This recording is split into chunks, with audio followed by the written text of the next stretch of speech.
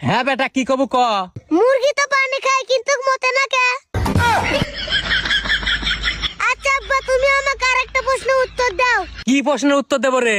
সাপের গায়ে যে বিষ থাকে ওই বেশি সাপ মরে যায় না কে?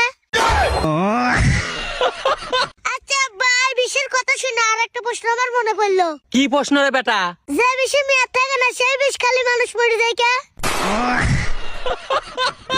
আচ্ছা কেদা তোকে আমি একটা প্রশ্ন করবো। আমাকে প্রশ্ন করবে তে করো। আচ্ছা তুই নিশা না করে নিশা করবার মতো কথা করছু কে? আচ্ছা আব্বা, একটু প্রশ্নের কথা বাদ দাও।